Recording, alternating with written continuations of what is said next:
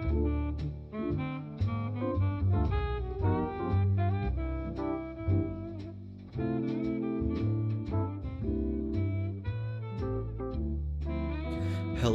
and welcome to another episode of the DewatchPod. I'm Jürgen Smorgasbord. And I am Jane with a G. And today we have watched our first episode of Love, Death, Robots Season 3. That's right. We've moved into I haven't done the numbers, but the IMDb average rating of this is probably like 2 full points above Season 4. The Fish Prophet one we did last week? That one was like a 5.6 or something.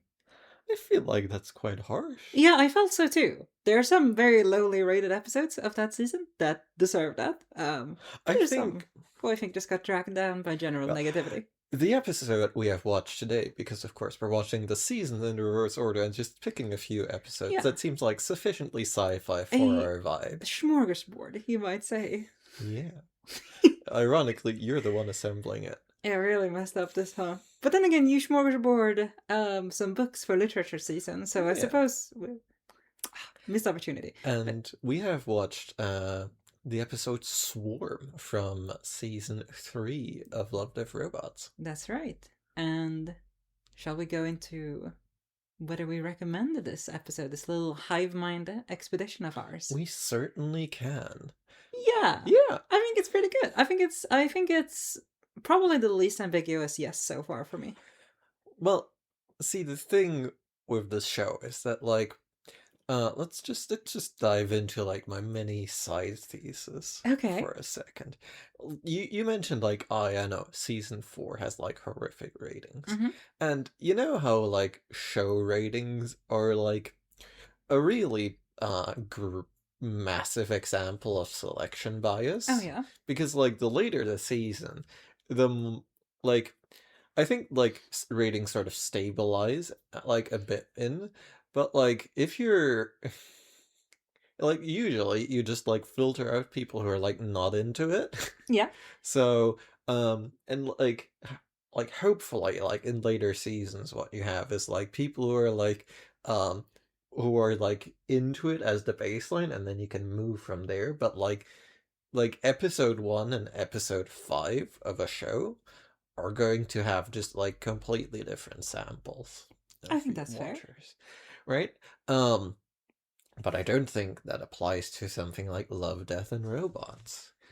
Because of the anthology format. Yeah, because of the anthology format. But more importantly, I think, because it's just, like, really short. I think there's that. This is one of the longer episodes we've done. I think maybe it's like twice the length of Fish Jesus episode. Yeah, it clocks in at 17 minutes, including, like, a lot of credits. Yeah, Love, Death, Robots has a lot of credits. Just and, in general. Netflix in general has just, like, all the translation credits, and I think it's, like, 2 to 5 minutes.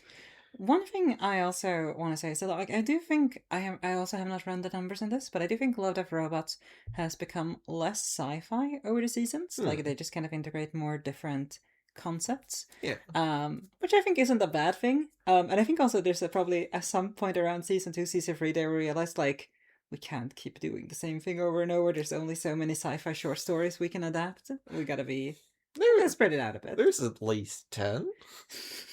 I think it's also a question of, like, what works as being adapted into, like, insanely detailed animation. Like, even watching this, I was like, this is a bit Spider Rose art style. It's not exactly the same, but it's similar. They do just do something, like, a little cute between the two seasons where they're like, oh yeah, no, the alien that's, like, giving this guy passage, guess what? It is the same alien that's, like, the merchant in Spider Rose. Yeah, I noticed that, and I was like, wait, what the hell? And, like, I think, like, this is, like, kind of a win-win, because you're like, oh, yeah, no, we're sort of, like, building, we're gesturing at, like, a coherent universe here, and we're reusing assets, and, like, both of those things are, like, good, like, are, like, beneficial in very different ways, and it's like, yeah. It works. I was just a bit shocked. Like, I did not think that was going to be a thing. But yes, shall we get into more details about the episode, including a little smorgasbord of content warnings. Yeah, this episode, like, meaty, I would say. Yeah. And Subsequently, we have content warnings for gore, sex, body snatching, mind control, violence. and vomit. I pushed for the last one as someone who has treated phobias. I pushed for the last one just to throw it in there for any of our emetophobic friends out there. Clearly flexing that you know the word for vomit phobia. That one isn't even like that obscure in the context of like phobia. Like now, if I know, if you know, shout out to anyone who knows what ailurophobia is out there. Was that cats? That was cats. Yeah, I pulled that one on you recently. Yeah, I'm not gonna remember any of these. Yes, it's a very biologically centered episode. There's a bit of psychological spookiness in there, but yeah. But if we shall get into the episode itself, we have Dr. Afriel. That was a close one. Being introduced on a spaceship as he's traveling to this, I want to say like asteroid field. Yeah, no, it's like a region in space that is like this is like a space like a space living civilization that he's visiting, except it's not quite a civilization. And he's like, oh, what up? Hi, I'm the doctor, and there's a lady doctor there, whose name you hopefully also remember. Yes. So they meet, Dr. Afriel and Lady Doctor. It's something on G. Galena, I think. I think it's Galena with an I. You introduced having to remember the characters' names. This is all on you. We can't just call them Boy Doctor and Lady Doctor. So we have Dr. Afriel and Dr. Galena. Exploring just like a straight up hive mind. Yeah, she's like the resident researcher, and she's like, yeah, no, what are you doing here? And there's just like a number of like quite funny reaction shots where it's like, yeah, no, so here's this guy who's clearly like having a bad time, who's like completely not prepared for the thing he has clearly signed up for. Well, like, ooh, this is so gooey. I think this is a real type of academic meeting that happens when you have theoretical and applied forms of a given field, and the applied guy, or the theoretical guy shows up at the applied field, and they go, what up? Get your hands dirty. We're pulling nuclear rods out of the ground. Have fun.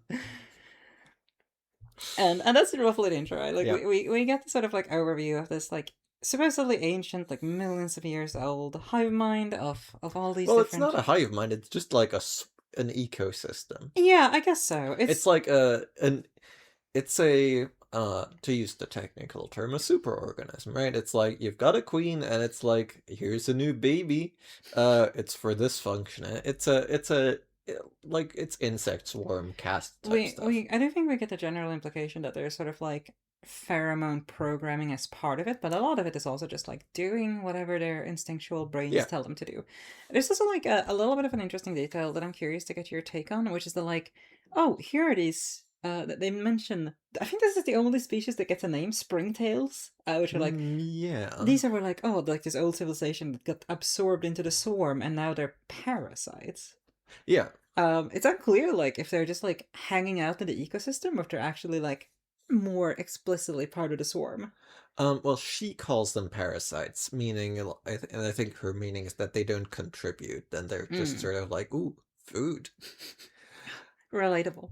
I think she calls them parasitic savages too. Like she's bought into the local ethnic conflicts apparently. Well, no, there aren't any, right? This is like a harmonious ecosystem. Yeah, I just thought it was interesting that like she kind of picks those out with a little bit of genuine derision. Yeah, absolutely. And, we sort of like have a little build-up introduction to the swarm, which ends like, and here's the queen. And the queen's like this like big like insect egg producing machine. Except, they're far more meaty than like regular insects. Yeah. And it's like at this point we get the sort of reveal of the episode that like Dr. Afrin is like, hey, I want to steal an egg. I reckon we could make these a great slave race. Just like some non-sentient worker bees. Yeah. And she's not a huge fan of this at first, but he does make the point that, like, you yourself say they're not sentient. So, like, what's the actual issue here? And Right? she very reluctantly goes like, I guess, dude, I guess I will help you, like, create like, a race of, like, organic drones for humanity. It's I from guess I'm cool with doing that after a brief back and forth where you have thrown my own preliminary research conclusions back at me. yeah, it's And the one time you actually just like fully logic your way through an argument, and like one person is clearly like, ah, fair enough, and the other person is probably not super operating in good faith, but well, she is like fair enough, but she's not like happy with it at no, all. Right? There is just like there's a clear like I don't like this. it's a distinctly bad vibe. Yeah. And he smuggled in some pheromones and he's gonna use them to like steal an egg and use that egg to make their own queen Yes, and have that and that they all only want a single egg only one egg. and that's why what this is about, and that's why they're like, oh, this is kind of defensible, we're only stealing a single egg. Yeah, And that is where stuff starts yeah, unraveling. well, yeah, no, we have like a montage where she's like, well, we'll have to do these steps, and we montage through the steps, and they steal the egg, And and then they're like, that was so hot. immediately are like, all right, let's fuck. Listen, like, I think it's understandable on her part at the very least. Like, I think the implication is that she's been here for like years alone. Both of them are half naked and hot. Like, Yeah, it's no. not. I think it's cowardly, really, that they didn't just start with them being naked, because, like, there's clearly some implication that, like, you're kind of supposed to be, like, not dressed in the swarm zone, Right. and they're like, we'll have, like, a minor amount of underwear. It's like, come on, this is sci-fi, like, go whole hog. I understand where you're coming from. That being said, with how I'm selecting these episodes, we are dodging like maybe like 20 dick shots per episode. Like I cannot explain how many genitals we see in on an average Love Death Robots episodes. It's stunning.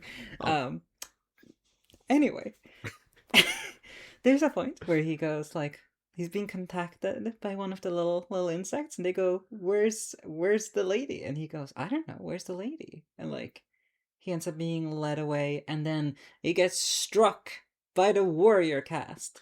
yeah. There's a fight scene. I don't think anything super interesting happens in the fight Yeah, no, scene. he gets chased for a bit, and then he gets dragged before, The intelligence cast, yeah.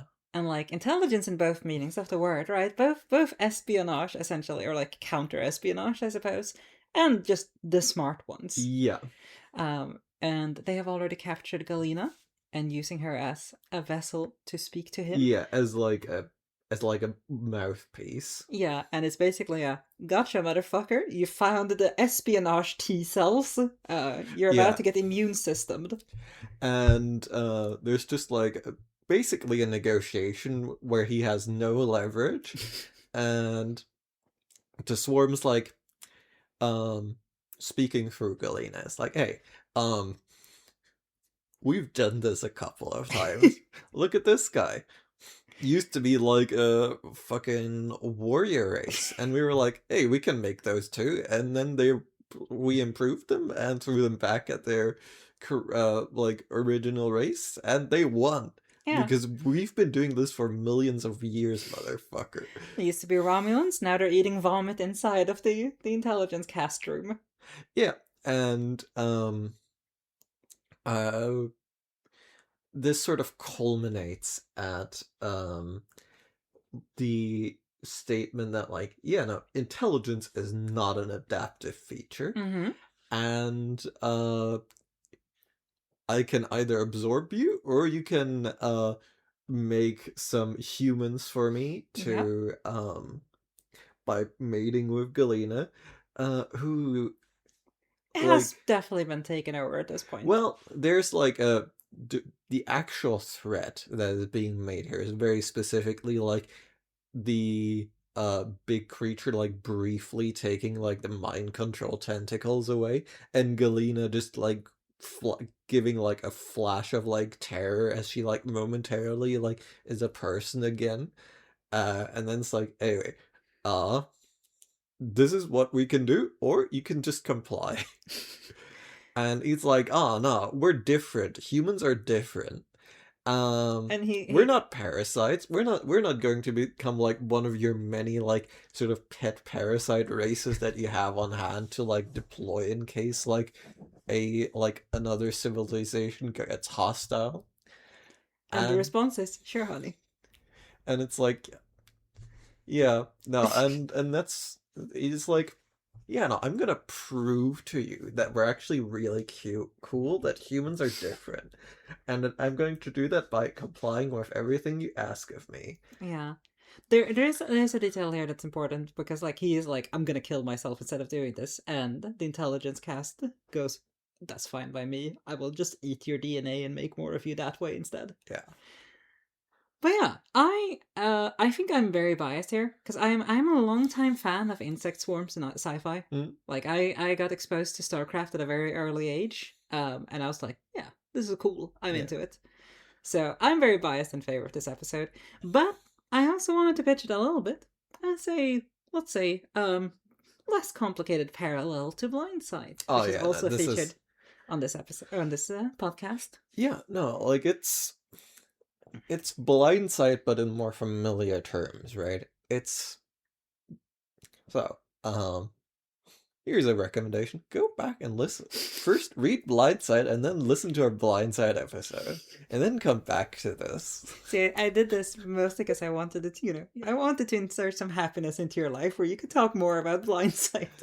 Um but yeah, no, like this is very much like pitching the thesis of Blindside, that like Blindside says Yeah, consciousness I is want to not say that's why I'm saying it as a parallel, right? Because yeah. they are two different pitches. Yes. And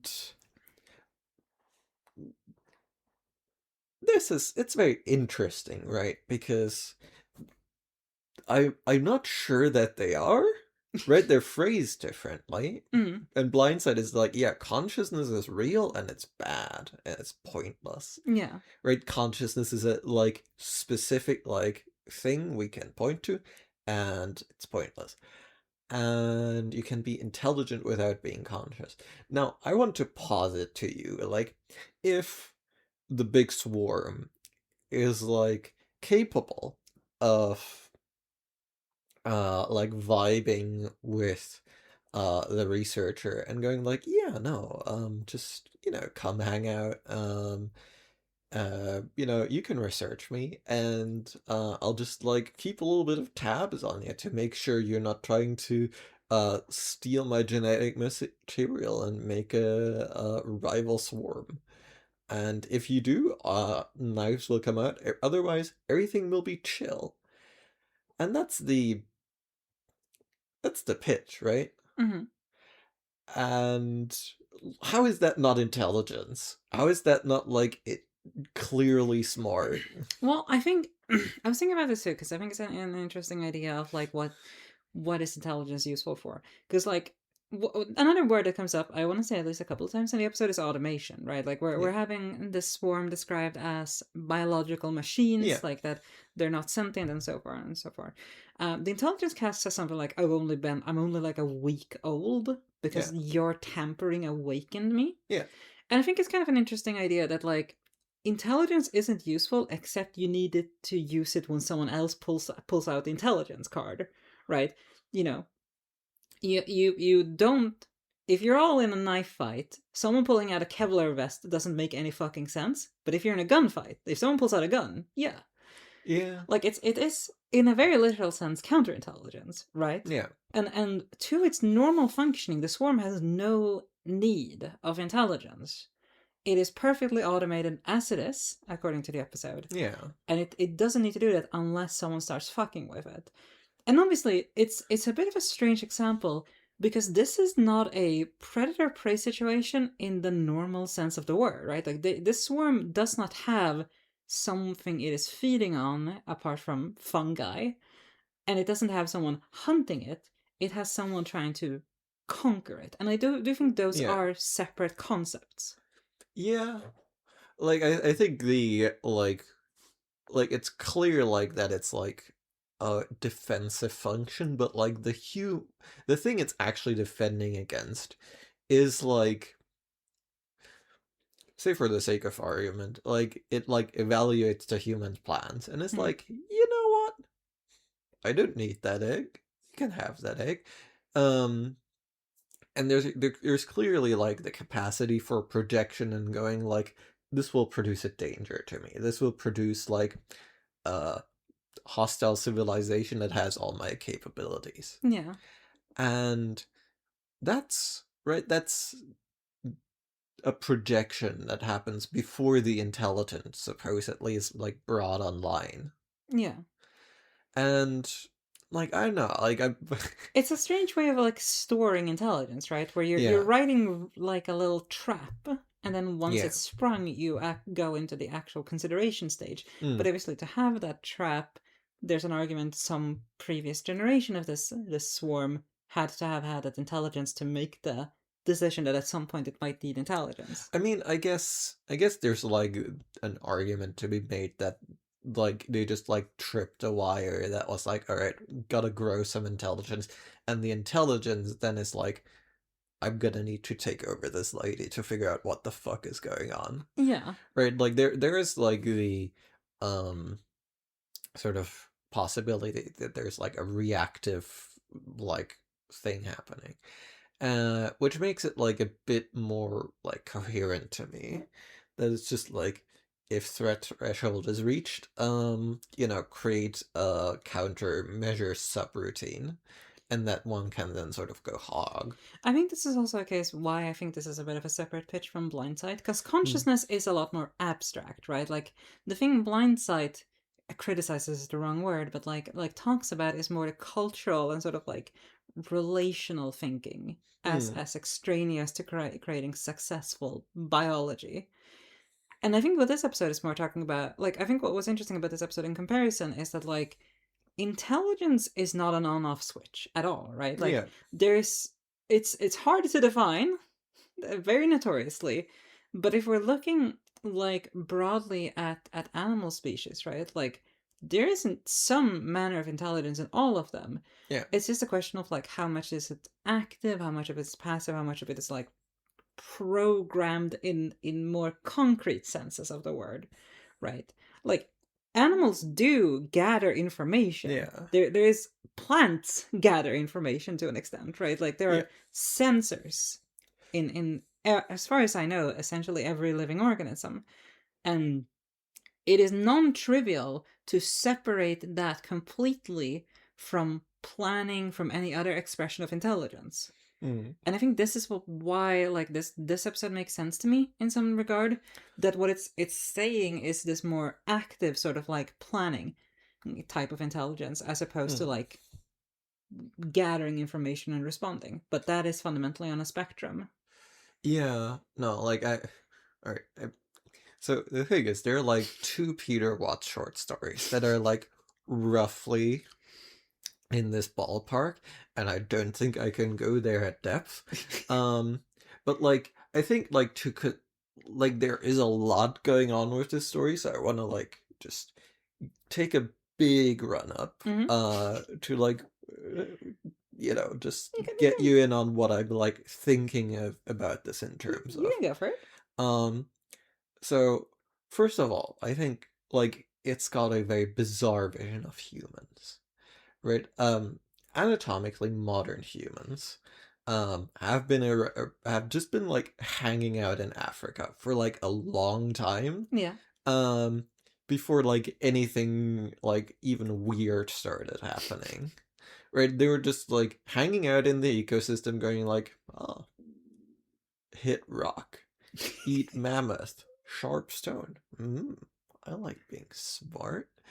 Um and right, you could just like snatch one of those like from the cradle, put it in the modern age, and there would be no difference. They're not people, human beings in like the savannah as like hunter-gatherers, um, who are just like part of the ecosystem regular style, are just completely interchangeable with the modern like globe walking colossus of like the civilization that is like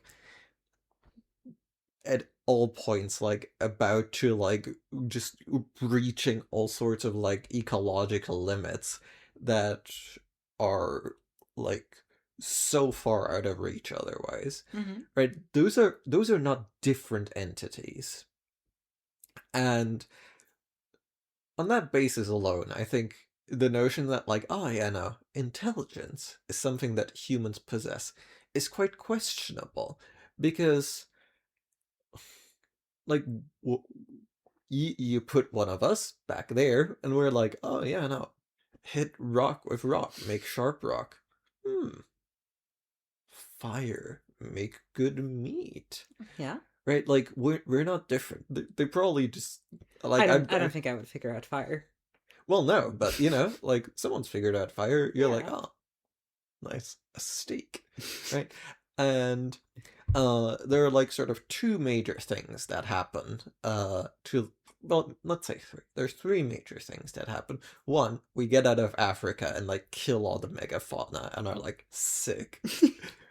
Like we're just like invasive species shit going like, ooh, uh what up, new apex predator? None of these big woolly motherfuckers have prepared for us, and we are going to hunt them to extinction before any of them can like adapt. Right. And second thing, agriculture, and we're like, ooh, guess what? Our population's gonna start doing some weird shit right now.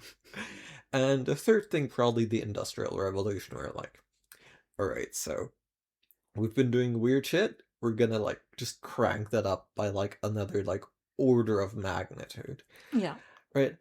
And all of those things are like are cultural, right? Like you could not like it to They're not imprinted biologically in any yeah, sense. and to like momentarily like favorably quote Milton Friedman, Oh, bizarrely, this is a like Milton Friedman supporting podcast now. that's right. Like he's got this like genuinely like he's a brilliant rhetorician, right? That's why he fucks up the world. And he's got this brilliant example of like, hey, you don't know how to make a fucking pencil. Nobody does. Yeah. Right? That's not knowledge that one person possesses. It's distributed. And like his argument is obviously that yeah, only the market, which is a special kind of magic, can do that. But like more generally, right? It's like distributed knowledge is like how humans are like distributed and inherited knowledge is like what makes us special. So Yeah. like intelligence like is not something with humans that happens on the individual level. Yeah. And I mean, no, but I understand what you're going for. yeah. Like the sort of the kind of intelligence that makes humanity a globe bestriding colossus that is burning down every ecosystem it touches is not um like a like, ooh, yeah, no, like it's a big hippocampus, right? No, it's like it's crystallized intelligence. It's like this ancestral like package of knowledge that is just completely reshaping the like little savannah boy into like accountant. Yeah, I mean, that comes from language, right? Yeah. There's the ability to pass it on. In combination with us, I think we have pretty good memories, all things considered. Yeah, Not language, me, writing, like all of these things like come but together even writing is like to downstream, right? yeah, to just like create something like genuinely like that has toppled a bunch of ecosystems and is coming for a bunch more. Yeah. And we're really crossing our fingers on that sort of not going awfully. And I look at that sort of like larger perspective, and I'm like, well, how different are we from the swarm? Hmm. Well, I think like it's hard to say how much because obviously this is a short episode in general. So it's hard to do like a full analysis, but one of the things that I do think is quite common in these sort of sci-fi stories is the idea of like long-term stasis, Yeah, short-term adaptation, right? The ability to be yeah. like, ooh, these guys, I don't know. Let's just take like a very simple example from something like whatever, Starship Troopers, Mm, StarCraft, whatever. Being like, oh, these guys are shooting bullets. We can adapt to that, but we aren't like we're gonna figure out some tactics. We're gonna figure out like some biological changes in our armor, but all of that being stored in that sort of short term sense, and then once the threat is gone, there's no longer a need for it. So yeah. you revert, right? Like there are obviously things we as humanity have lost over time. Mm. There are things that we're like, we have no idea how we did this, and most of those are not that important. Some of them have been, well, I think pretty much all of them have been superseded, and so on and so forth. I don't think any like modern human could like traverse the Pacific in the catamaran. I don't know. I think I could do it. But that is like a power that people had at some point. And importantly, it's a power that like a society had, right? Like it's Yeah. not a dude who's like, Yeah, I'm no. so sick at catamarans. It's like people did this Yeah. on large scales. Like to be clear, like a wood boat. And Yeah, Polynesians like Polynesians are nuts. dropped in and like the Americans were like, what up? There's genetic traces of this. It's like it's crazy. It is the Pacific is real big, dude. It's so big. But I think that is like a general pitch that happens with this like idea of like the sort of tension, I guess, between biological adaptation and sort of Yeah. like our socio-cultural adaptation, Yeah. right? And I think this one like gives like a bit of an interesting perspective to this, right? Like the idea of like a biological, just fairly coherent hive Mm. being around for millions of years. Like obviously that doesn't happen on Earth, right? Like animal populations move, there isn't like coherence in that sense. They break apart and come together and so on and so forth. I Mm. don't maybe like coral reefs or something. I'm not a fucking Mm. biologist. Biologists are nerds. We hate them here. So like I don't know, but like obviously it's very different. And Yeah. but I think it's an interesting concept, like just because like to them, like this, the things that have changed are very, very small over that period of time, Yeah. but it has the capacity to immediately change in adaptation to a given Yeah. threat, which is No. something humans are clearly not nailing all the No. time. No, not at all, right? And I think like having like talked this far now, I think I'm like coming around to the episode a bit, right? Where it's like um where it seems to be making like sort of resting on like this underlying point about like different kinds of like adaptation, and it's like it seems to be more or less making the point like, yeah, no, what humans are doing is like too volatile to like be substantive in the long term, Hmm. right? It's that sort of like because it's like, oh yeah, no, humans are like a short term phenomenon. I It's think the belief of the swarm. I think it's volatile is an interesting word here. I would contend to lumbering. Right, like I think the difference here is that like the hive represents this, like I said, like long-term stability, short-term Mm, adaptation, and then immediate reversion to the mean, yeah, right? Human, like the idea, like I think the concept of progress yeah, as like a capital P concept is not familiar to like the sort of hive, right? yeah. And that obviously means that like our society is unrecognizable from 200 years ago. Mm-hmm, There's an argument it's unrecognizable from 50 years ago, mm-hmm. but it continues moving.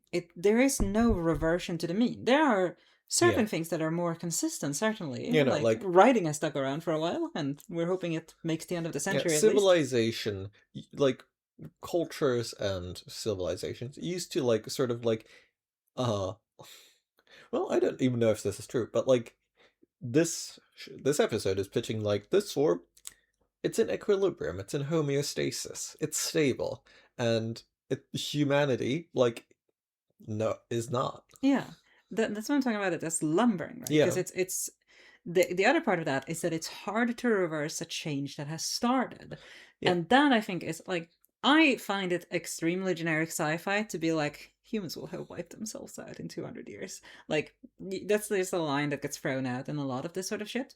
Um, but there is a point to be made that like that does enable the concept of like a death spiral, right? yeah, Because we do not have the capacity to very quickly adapt to stuff.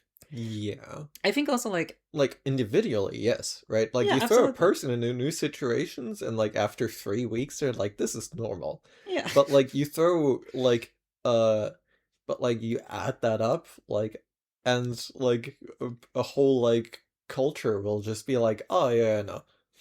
Winter's been getting like warmer, but it's probably nothing. Yeah, you put the population of Vancouver in the Sahara Desert, and you're probably going to have a bad result. Yeah. But like, I think that's another interesting analysis of just like the concept of progress, right? Like, I wouldn't call myself much of a modernist in that sense, like, but I think I understand how it comes to that because we Mm. have like, I think there is such a thing as like on moments there is a direction towards society, Yeah. right? Like that's what political movements are. That's what like these grand changes. That's why we can talk about stuff like the Enlightenment or Yeah. the agricultural revolution, because there are these broad tendencies. It's the point where we start going, and we're always going forward, quote unquote, to a determined endpoint where things start getting iffy, right? Like there's a lot of stuff like looking over the course of history, just like something as very basic as like nomadic versus settled Yeah. societies that have been continuously in flux. Yeah. There have been major movements towards like more nomadic Mm. conditions in a lot of cases because of climate conditions, because of Yeah. societal changes, etc., etc. It took some very large incentives for settled societies to start becoming dominant, right? Yeah. But it did happen, It right? did happen. And I think like to sort of like take your phrasing, right? It's not like we're moving forwards toward like a predetermined goal. Yeah.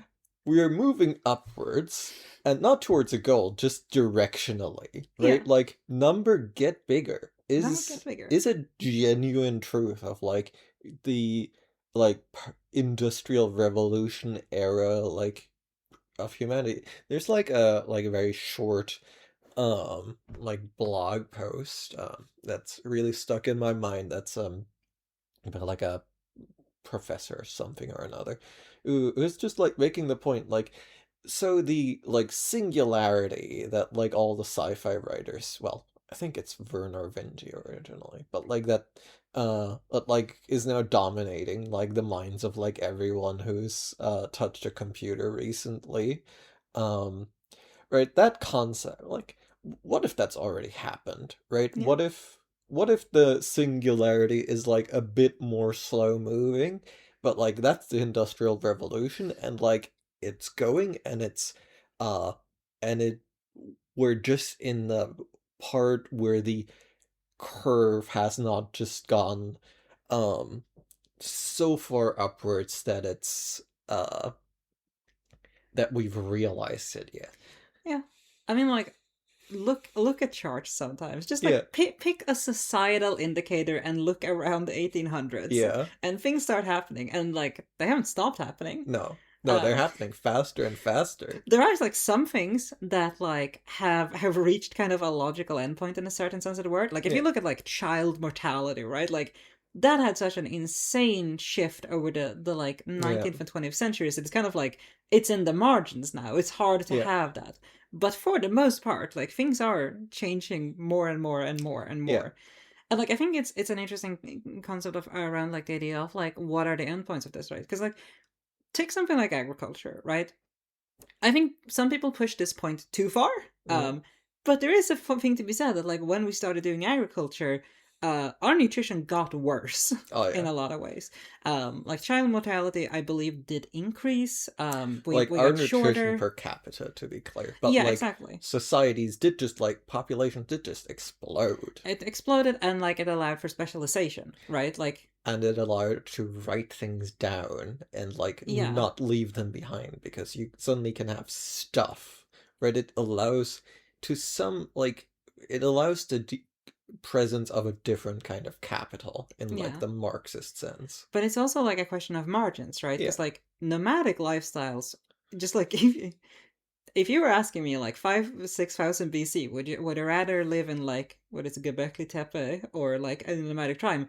I'm there's good arguments for the nomadic tribe, Yeah. but once you start being like, and if you were to put like a society of 100 million people, would you want agriculture or nomadism? And the point is that just like the rate of return per land just starts becoming a lot better for agriculture for a lot of various reasons. And then you add Yeah, you go technology like, onto can I that. please have rice? It's the Yes. only thing we can make this work. And obviously, like that is something once you add in the Industrial Revolution and like a lot of modern technology, it's a lot harder to get a lot more out of sheep. It's not that much harder to get a lot more out of rice. Yeah. So it's a lot of compounding factors. But, you know, the counterpoint, as this episode says, is that, like, hey, if you get hit by the space swarm, you don't have time to do the let's transition to rice equivalent. Yeah, no, like, and I do think that this is like the like more fiction part of sci-fi because like we have like on this green earth we have superorganisms, right? Like we have a bunch of insects that are like definitionally like yeah, no, the genetic makeup of the species is such that the workers like the workers' interest is to protect and advance the interests of the queen over their own, Hmm. right? Um, it's a system which has like multiple like life forms and a center that is more important than the individuals. And you can make that argument for like people too, but like it's a lot more complicated because you can't just point like at the like genes and go like, well yeah, no, but you know, like this person will actually pass on more of their genes if they like max out their KPIs. Right, that's not how people work. Like people have like a lot of social shit going on. With animals, you can like sort of do the math and go like, yeah, no, this is how the species works. Going to the bar and mentioning how many journals I've written up today and winking suggestively. Well, no, like I think the point with superorganisms is kind of that someone else does the sex Yeah. for you. Right? Like, no, my genetic material is in good hands and they're not mine. I don't know, I mean, I hope he doesn't listen to this, but I don't think my brother or I are gonna be reproducing anytime soon. Yeah. But I think like the other thing about like people, and I was getting to this, right, is that the superorganism, like its sort of intelligence is like on a genetic scale, Yeah. right? Um like bees know from their worker bees have the genes that tell them like, hey, this is how you communicate where the good nectar at. Right, that's like in the fucking code. Whereas like humans like run on the far more nebulous code of like culture and whatever. I was gonna say, like, I feel like this is where you can start talking about, like, systems theory again. Like, Yeah, we just have had, like, other incentives. Like, obviously, we are still biology at our core. yeah. But like I think like what I'm getting at is that like we the pace of like the curve that has gone up since the Industrial Revolution has like basically outpaced like any evolutionary Oh, pressures yeah. like massively at this point, right? So like a superorganism like we are like the blink everything that is happening to us is happening to in like barely even a blink of an eye on a genetic scale. So like that's where like the sort of sci-fi part of this episode comes in. Like, no, of course the superorganism has like um genes that have anticipated you, but I think like the scary thing is like, nah, right? Like we are on a time scale that is like completely evolutionarily irrelevant because everything is happening so fast now. Yeah. And so we're just like pure as like a species, we're purely in the hands of like cultural, social, whatever forces. I think, like, part of the speculative evolution here is the idea, because, like, part of what allowed us to have, like, so-called societal evolution is, like, plentitude, right? Yeah, Like, that's how we start forming cities, how we start forming yeah, hierarchies, and so on and so forth. Um, and I think, like, part of the speculative evolution here is, like, what if just, like, a group, like, a species just had that, but didn't have the intelligence to do society, and instead just like had this insane runaway evolution where they go like, yeah, we have as much food as we could ever want. We don't need to like program for let's do 4 hours of hunting each day and then sleep for 20 hours a day, right? Like, that no longer needs to be a thing. We can start doing something like just securing the food supply and having that imprinted genetically instead. Yeah. And I don't know if that's actually possible, but it Well, is conceptually interesting. yeah, exactly. And Here we are. this episode is pitching like, hey, like that's probably more fucking stable than just like riding the curve to space. Because we're not sure if it's going to space. It's going up, but that's more because that's how the y-axis is oriented. Yeah. And it's crashing into a lot of things on the way that might not survive the encounter Yeah. and have consequences, right? And yeah, no, like I think the like interest, like I think the sort of sleight of hand that this episode like has to do is going like um answering the question whether humanity can become spacefaring, right? Because like if we can become like a spacefaring like capital C civilization, like we don't look the same way we do now, right? It's like this episode is like transplanting sort of like the current human vibe to like a spacefaring humanity. And that I just don't think that's sensible, right? I think like I think it's good for the story, but I don't think like that is logically coherent. We have to like change fundamentally, and we are capable of fundamental change at an extreme rate, because of how we do things with culture and whatnot. And we need that change to become spacefaring. And I think that's sort of where the premise becomes a bit more fanciful than like hard sci-fi for me. Yeah, I can see that perspective. Yeah, I think it's a neat episode. I don't know if all of it fully bears out. Yeah. But I think that's okay.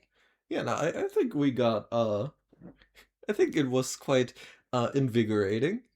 And I suppose I should have expected this to be the full blindside discussion. I'm a little bit, a part of me was like, I think I was prepped to have like the slave race discussion, because I think that's also like an interesting point the episode makes. yeah, no, like I could go for another hour. Right? There is just two straight up Peter Watts short stories that are strong companion pieces to this. Like I think the pure notion of like, oh yeah, no, this is just like an innocent space being that's just sort of hanging out. Primordially innocent was like one of those things. I completely logged in my brain to be like, oh, that's a statement. Do you want to go in on that or not? What time are we at currently? Like 50 minutes. Okay, I wanna have at least a short discussion on that, because I do think it's like an interesting idea. So we're both vegetarians. Yeah. I am permanently vegetarian. You're a tourist exception vegetarian. You have claimed. Yeah. Listen, I want to eat the world. Very similar to the swarm. No, they're chill. They are chill. I just like definitionally. I want the swarms to eat the world, but that's my personal bias. But no, I think we had a discussion a couple of days ago. I want to say like a week ago or something about like, would you eat insects? And my perspective is yeah, but it brings some questions, doesn't it? Yeah. And I think like this is an elaboration of that, right? Like at what point, like, is life a meaningful category for morality, right? Like genuinely, because no one is like, ooh, we shouldn't be eradicating that virus. Like even from a morality perspective, no one is standing up for the viruses. I think there's an argument, and I wouldn't necessarily make it, where like if you are, let's say, two people attack you, and you are in your right to use self-defense, but you would have to kill both of them, or they will kill you. Are you morally in the right to do that? Like, that is a discussion you can have. Yeah. But killing a virus is not a moral action. So life itself, I don't think really fundamentally alters people there. So you're saying that life begins even with viruses. Viruses are life. You're settling that biological dispute. I think that's the earliest one we can talk about. Like, does this change with bacteria? Yeah. Probably not. Like amoebas, like, and then like, once you get to like cows, I at least am like, no. Yeah, no. But like Yersinia pestis can eat shit. That's the I plague bacteria.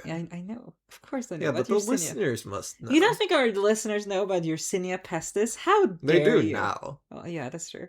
But yeah, like genuinely, I think it's an interesting question where it's like, Yeah. I, starting on the other end, I'm pretty sure we shouldn't kill humans where avoidable. Um, you may disagree, as I'm sure, as you've privately expressed to me that you you think it's actually super cool. Um, Yeah, I love murder. but like it is a genuine question of like, is intelligence or like is it intelligence? Is it consciousness? Is it capacity to feel pain? Like, because here in this episode, the argument that is posited is quite strong, but with bad vibes, is Yeah. they're not sentient.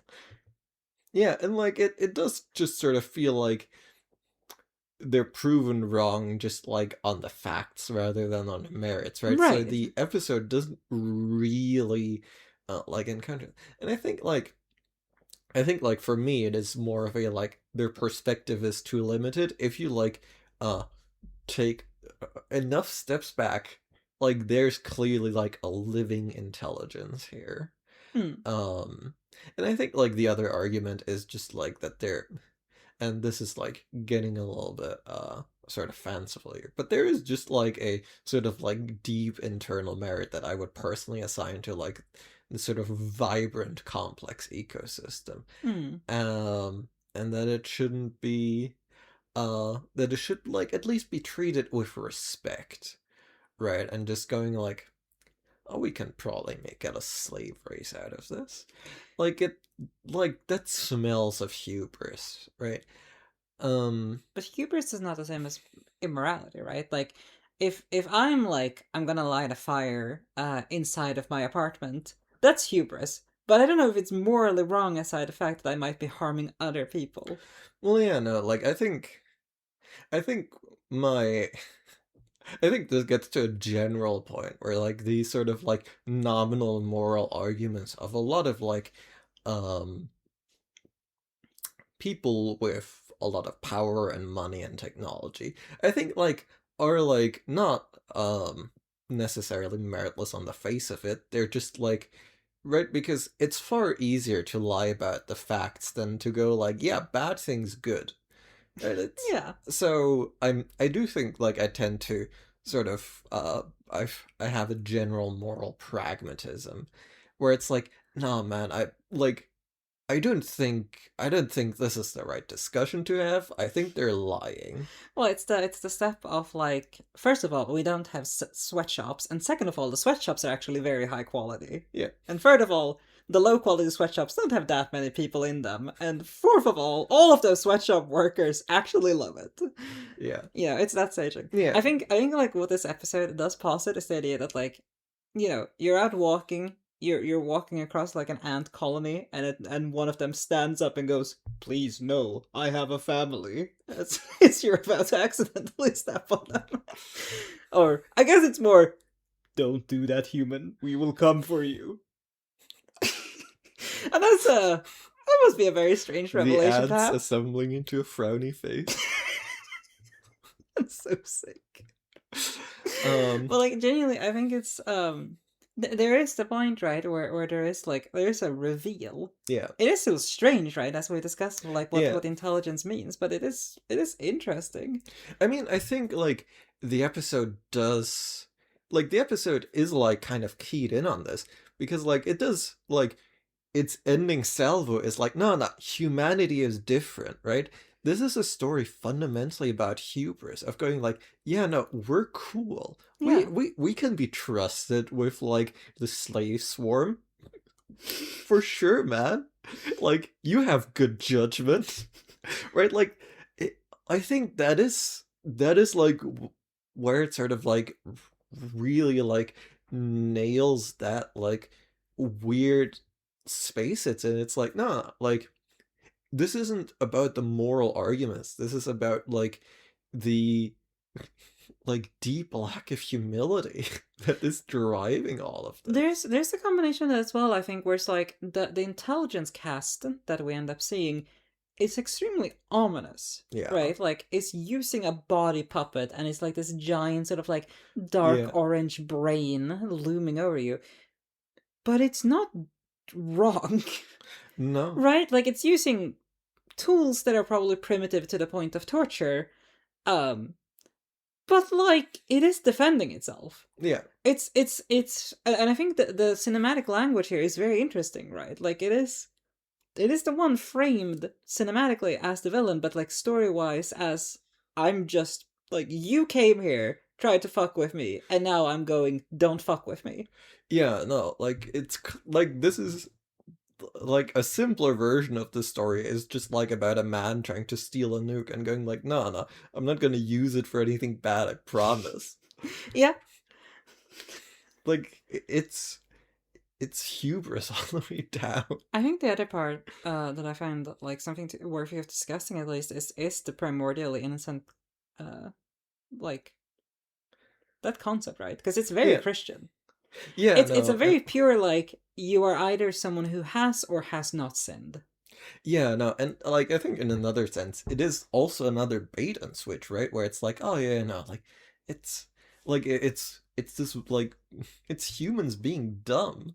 It's like, Yeah, no, it's not primordially innocent. Like it's got a switchblade like in its shelf. It's just not trying to use it. I think like if you do buy into the view of this as being like more like if you disregard the intelligence as not being that important, this is a story about a human poking like enriched uranium with a stick, right? Yeah, And the stories goes like you probably shouldn't do that. yeah, But I do think like I think there's something worth saying that like this is a very short story and it like I think it utilizes a lot of very common sci-fi tropes, but I mm. think it is also quite good at generating different interpretations of like what it can mean. Yeah, no, I think it's quite salient because we are definitely no longer in the age of fucking around, but in the age of finding out. Yeah. And isn't it I think the story is very much like, no, no, you're thinking you're in the fun age, right? Um, I and I do. think we've always been in the age of finding out. That's kind of my But thought is that I'm sure the first time someone pulled like a bronze blade out of the forge, they were like, oh, fuck. You know? I'm yeah, pretty sure the first time someone napped a flint to a stick, they were like, oh no. An age of untold destruction is upon us. And they were right to some extent. I don't know. I think maybe they also had that hubris in them, I think so. I mean, like, I think the more salient way is to just look at it like it's all scaling up, right? It's there's the point about like God, now I'm blanking on the writer, but the better angels of our human nature. A Steven Pinker. Thank you. Who makes the point about if you if you skip the two world wars, the 20th century is actually the least bloody in human history, and you go, you probably shouldn't skip the world wars, Yeah, and that no. is like, I mean, that is like a thing to be made of the fact that like when we ramp up our ability to do violence, we have to think about when we're gonna do violence more. Yeah, no, and in another sense, right? You can just make the argument like it does just very tie directly in with this episode. Like, oh yeah, no, volatility, Yeah, right? Like, oh yeah, no, uh, sure, you've gone for wait, not quite 100 years without setting off a nuke, but very volatile species. yeah. I mean, like, I think it's a question of power, right? Like, Hmm. if you get into a slap fight with your boys, like that's a bit less of a commitment than pulling up the nuclear codes. Yeah. And I think there is some sort of like innate risk management system there that we do have to an extent. I don't know if it perfectly keeps up with the scale of destruction, but I it's reckon it doesn't. but it's Well, I guess we've always been quite bad at it. yeah. Like we should not gild the past. Like the past is bad. Well, no, that's the thing is that like why we have a lot more casual, low scale violence in the past than a lot more Yeah. potentially civilization ending warfare since Yeah. the 1800s, and we're still around. Yeah, we're still around for now. We're nailing it. Thank you, Um, Stanislav Petrov, by the way, for that one. yeah, no, and like the Russian submarine officer who Ah, that didn't one do the too. nuke at the Cuban Missile Crisis. And there's probably a few more who are like extremely in our thoughts at this Can you point. imagine like going back to the 1200s and being like, now Genghis Khan, if you pull this bow real hard, it might ignite the atmosphere. It's probably just like a degree of scale that's it's quite hard to comprehend. Yeah, yeah, no, it's scary. Yeah, But yeah, no, uh, if ants outlast us, they're probably going to build something a bit more durable in like 2 million years. I believe in ants. Um, and I think they will outlast us if we go down. Like I think ants are like the most outlasting species out there. Not like roaches.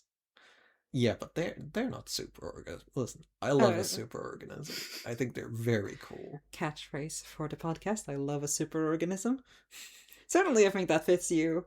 I mean, me too, but like, I don't come. It doesn't come out as much on the podcast. But yes, next week we shall continue our journey into season 3 with, and I have picked it already. So we will be going on to the very pulse of the machine. Hmm. Hmm. Interesting. Yeah. And we hope you will join us there, dear listeners. Thank you for listening. See you on the other side.